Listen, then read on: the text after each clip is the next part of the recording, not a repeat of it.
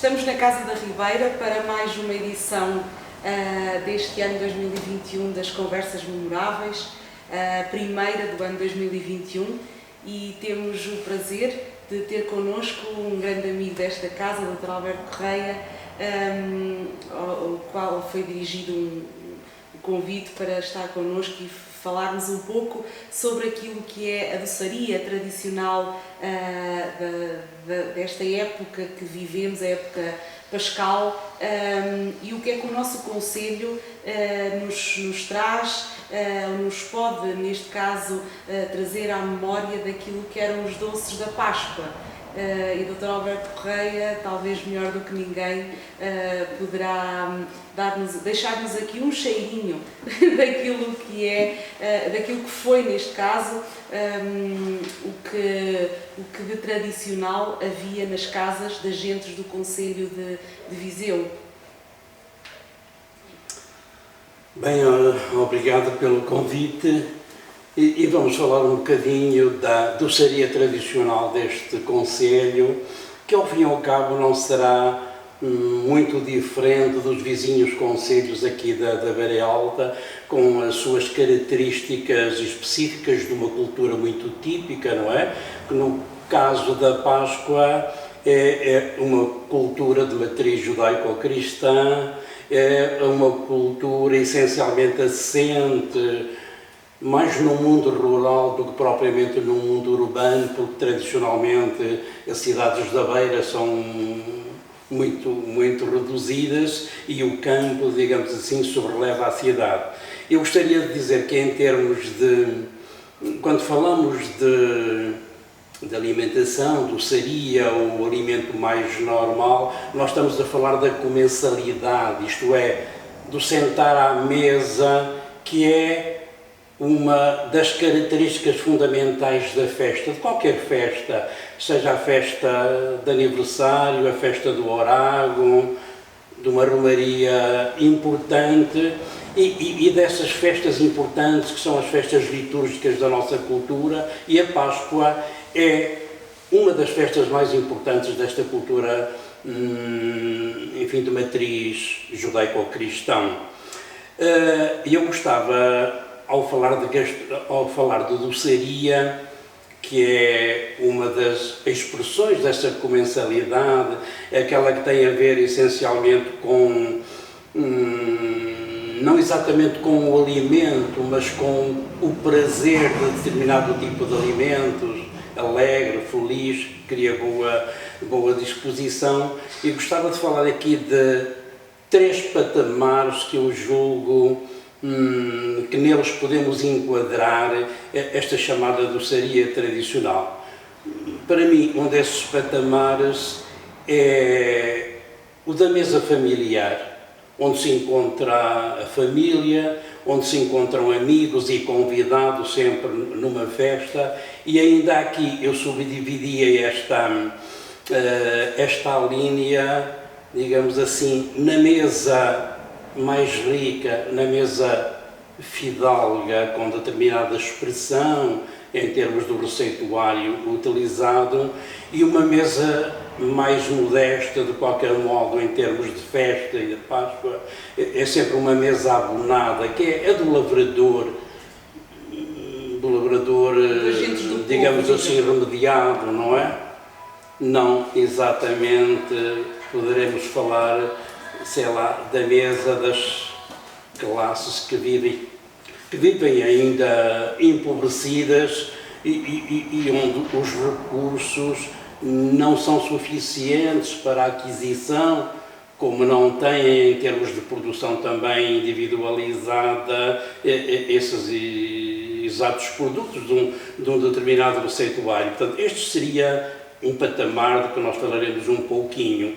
Um outro patamar, para mim, importante é também o de uma mesa familiar, mas essa mesa do dia de Páscoa, a mesa que nós chamamos do fular, do compasso, que no quadro também desta festa litúrgica, Páscoa, onde há, sobretudo no meio rural, essa expressão tradicional muito importante, que era a dita visita pascal, em que o pároco da freguesia, da paróquia, da aldeia, visita casa a casa todos os seus paroquianos, acompanhado por uma determinada, enfim, companhia, cada um com o seu, digamos assim, com a sua função própria, e onde há presente na mesa também um determinado tipo de doçaria. Um outro patamar é aquilo que eu chamo do compadrio e dessa relação que é também muito profunda, desde quadros de longuíssima tradição, que é da relação do padrinho com o afilhado, e em que a doçaria tradicional está aí também presente como fator de ligação. Voltando ao princípio, a essa mesa familiar, portanto, encontramos, enfim, essa subdivisão a que eu referi, que é a mesa fidalga e a mesa menos abonada do labrador. E aí nós podemos dizer que um receituário que se apresenta assenta, digamos assim, numa riqueza pessoal, que no caso do campo tem a ver com os produtos próprios do labrador, que produz o seu trigo nos moinhos locais, vai buscar a farinha, sei lá, semana a semana, sei lá, num ou mais meses antes da Páscoa, a companheira do lavrador, a esposa, vai juntando os ovos para que depois tenha a suficiência para, digamos assim, as receitas que vai, enfim, que vai trabalhar. Claro que há sempre nesse receituário produtos não endógenos, não é? Como a farinha ou os ovos. Tem que comprar o açúcar, tem que comprar o arroz na mercearia local, se é caso fizer arroz doce ou massa, se fizer altria, tem que ter sal, tem que ter canela, não é? Tudo isso que encontra, enfim, na mercearia local, como num receituário mais fidalgo, digamos assim, mais requintado, na cidade ou no campo também, os produtos se obtêm a mercê de uma compra e no caso, sei lá, de uma família mais afidalgada, mais rica, sediando na cidade essencialmente, quer dizer, há sempre um mercado próprio e há sempre esse mercado da confeitaria a que não tem acesso por cultura própria o lavrador e onde se pode ir buscar todo um receituário de requinte que os próprios pasteleiros, os próprios confeiteiros, semanas antes da Páscoa, começam por anunciar, sei lá, na imprensa local, quando a imprensa era apenas o principal órgão de divulgação, ao longo do século XIX, no princípio do século XX, hoje há outros mecanismos também de divulgação. E o que é que encontramos aí? Encontramos produtos semelhantes aos do labrador também, como o pão doce. Aqui em Viseu encontramos o chamado pão de São Bento. O pão de São Bento é um pão doce cuja receita é original de um dos mosteiros de São Bento, o Mosteiro de Bom Jesus de Viseu, que há mais de 300 anos fabricou esse pão festivo, que era unicamente cozido em 2 dias da festa do patrono e que era partilhado pelas religiosas e era também oferecido aos mecenas do próprio mosteiro. Quando o mosteiro se encerra,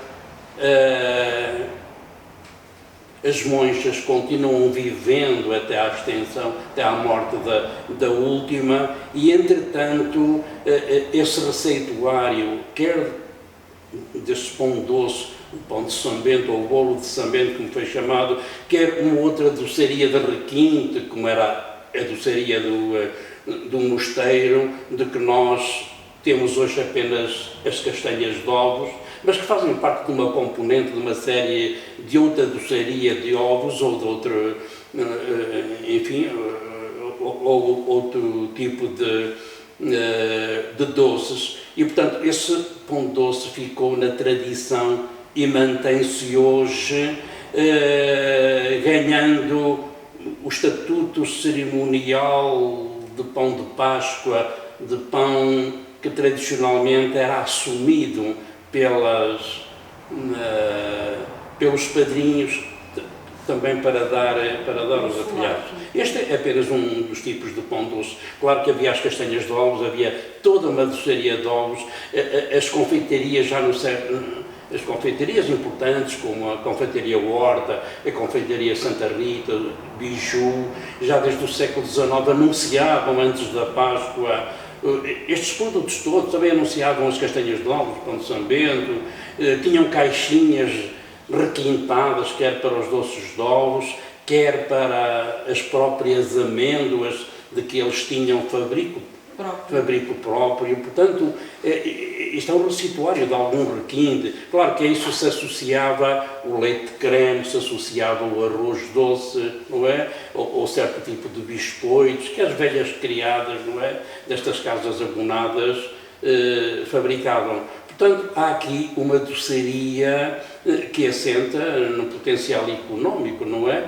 Que esta classe tem. Os lavradores, por sua vez, gozam também dessa doçaria típica que se faz essencialmente naquela época, não é? E assenta também no arroz doce.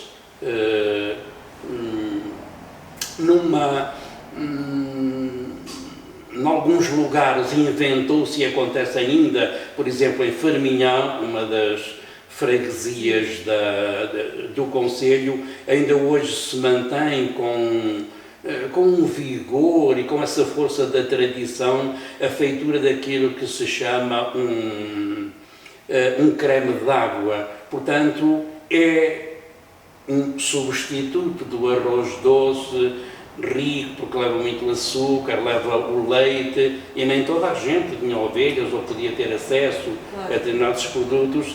Daí que inventassem esse recurso que, mercê depois de todo esse empenhamento no fazer, no mexer os ingredientes, na canela que se assumia também para polvilhar, ou até no torrado que podia eventualmente fazer-se, acabava por ser uma iguaria que era típica de Páscoa, ainda hoje se faz, mas depois se alargou também a outras festividades, como casamentos, festa do Orago, etc. Mas pronto, nós estamos a ver aqui que o estatuto social e essa ancoragem financeira explica, digamos assim, a natureza dos produtos. Em vez do pão de São Bento, que em algumas freguesias também se estendeu para lá, mas pronto, não se alargou ao concelho, mas os lavradores, que eram possuidores de um cereal que cultivavam, e neste caso o trigo, eles faziam um pão doce.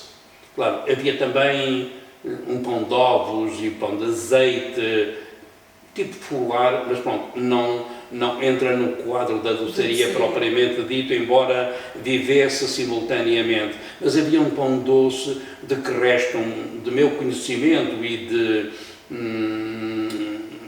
portanto, de um receituário cumprido ainda hoje. Por exemplo, em Santos Evos há um pão doce, dito de Santos Evos, enfim, que parecia até com um outro pão de Santos Evos, não doce, ainda que se assuma com algum requinte. E há também na região de Ferminhão, onde o creme d'água é matricial, há também um pão doce específico que é feito essencialmente nessa altura. Pronto, o arroz, há uns biscoitos caseiros de fácil fabrico, não é? E de poucos ingredientes, não é? Esses biscoitos, por aquilo que também vou ouvindo falar, são os biscoitos também da Páscoa, apelidados por biscoitos da Páscoa, com pouquíssimos ingredientes, não é?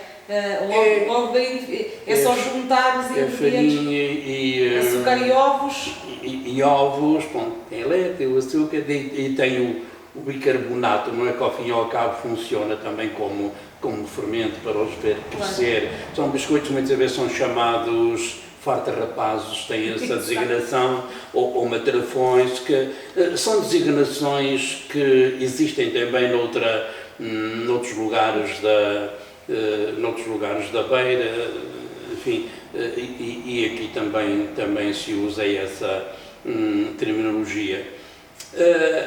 Pronto, este patamar tem essencialmente este receituário mais requintado ou menos requintado, mas de que, qualquer modo, cumpre essa missão da agradabilidade, de permitir essa alegria comunitária, não é? Na mesa de Páscoa, quer de uns, quer de outros, que ficam igualmente felizes ao fim desse mesmo dia. Pronto, a chamada mesa cerimonial, essa mesa de Páscoa, que hoje deixou de ter sentido nas cidades, mercê das dificuldades de circulação nos grandes blocos, não é? Ainda que ela possa fazer-se, e também porque, sendo uma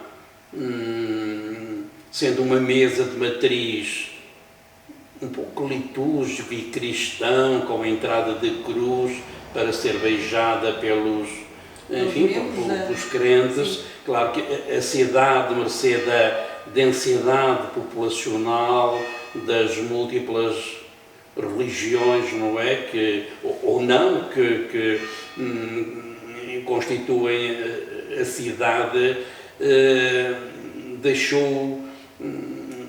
Portanto, esta mesa praticamente não existe na cidade. Mas, pronto, ela permanece, ainda que este ano não se cumpra, não se possa cumprir, mas ela permanece no mundo rural, quer os habitantes em permanência da aldeia, quer os imigrantes, que são muitos de toda esta parte da beira e que regressam por essa altura, regressam porque de facto aquela mesa de Páscoa, essa convivialidade da família muito alargada, que inclusivamente depois se desloca de casa para assistir ao cerimonial e depois partilhar à volta da mesa, então essa doçaria típica, que também não é, no mundo rural, muito rica, passa pelo pão doce, que eventualmente a dona da casa, não é, tenha fabricado, passa por esses biscoitos caseiros, não é, e passa muito pelo pão de ló, que eu não referi no respeitante ao patamar anterior, mas o pão de ló, quer nas casas fidalgas, quer numa casa de lavrador, está praticamente sempre presente, não é? Como está presente nesse mundo rural, numa mesa de Páscoa, e que é partilhado e depois saboreado com vinho do Porto, um vinho fino, como era designado tradicionalmente, ou então com um vinho branco, como acontece por tradição em Silgueiros, portanto uma terra produtora de bons vinhos, e que tradicionalmente o vinho branco, enfim, que o distinguia um pouquinho do vinho tinto, mais comum num cotidiano. E portanto, digamos que casa bem com o pão de ló, o vinho branco. Casa bem com o pão de ló.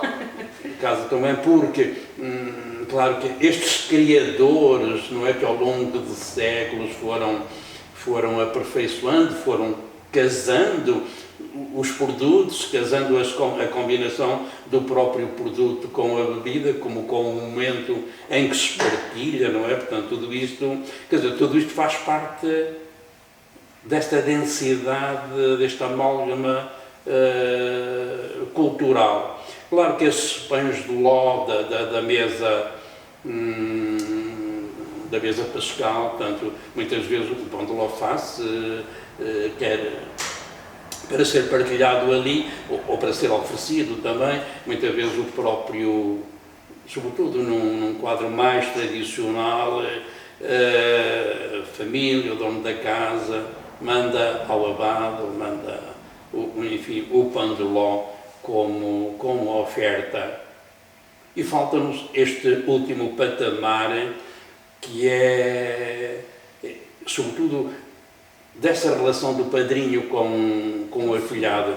Claro que isso faz parte,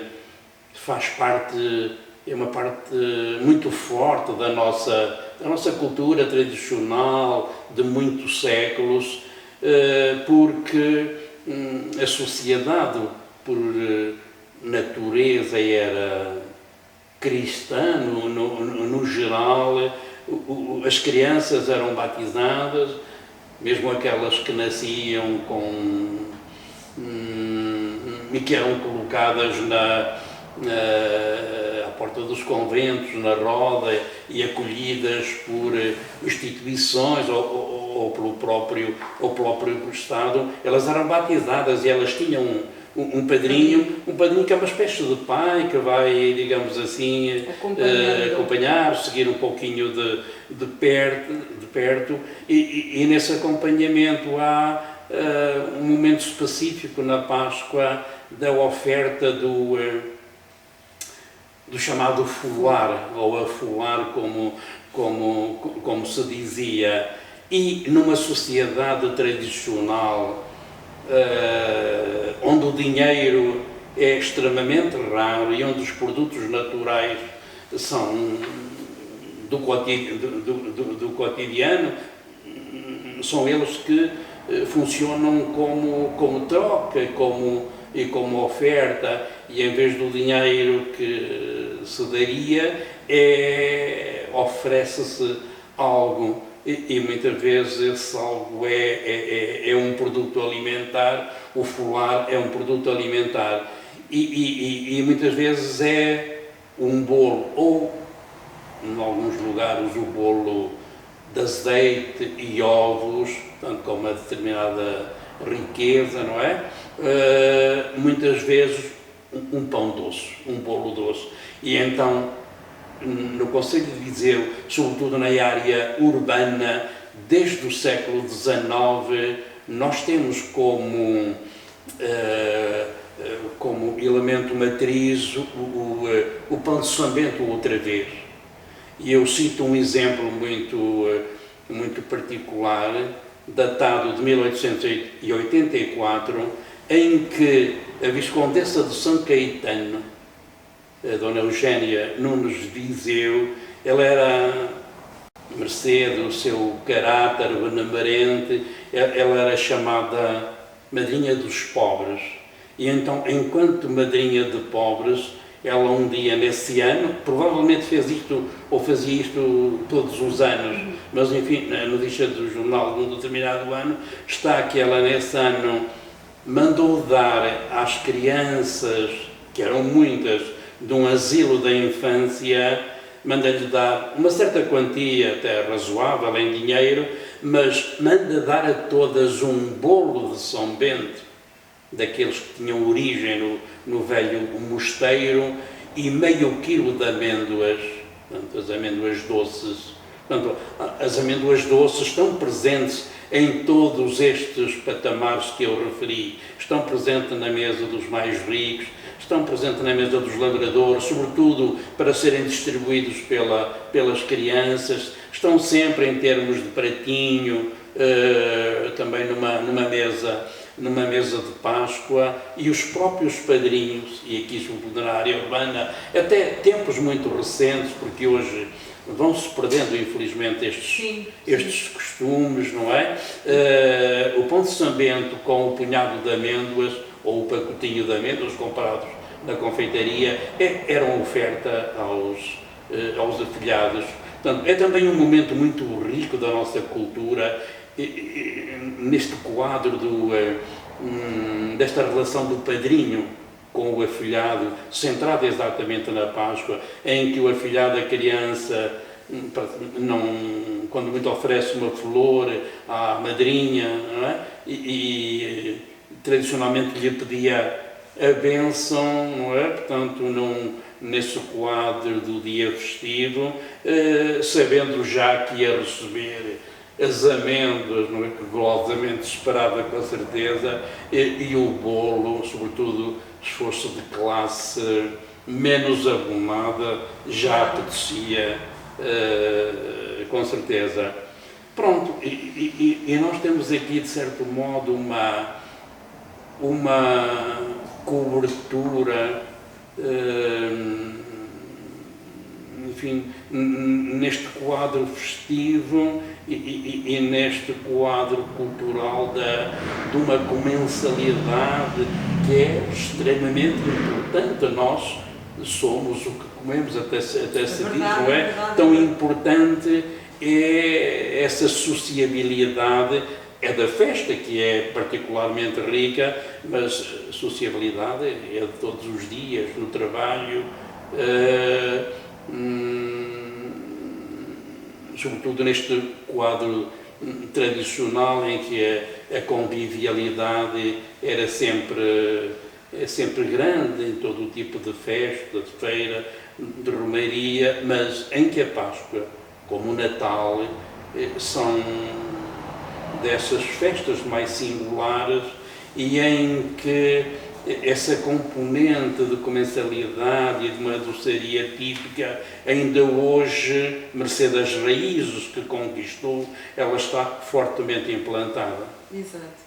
Fundamentalmente isto. E torna-se ainda, aliás, ainda é bem vincada, nomeadamente, e como o Dr. Alberto dizia bem, nas freguesias mais rurais, não é? Mais afastadas aqui do centro, mas de facto podemos resumir aqui que essa questão da doçaria da Páscoa, no fundo, é um bocadinho transversal, de facto, a muitas outras regiões, não é? Muitas outras terras, também com os seus hábitos culturais, mas no fundo é um bocadinho transversal, não é? Passando então pelo pão doce, pela altria, pelo arroz doce, enfim, de tudo o que de facto mencionou.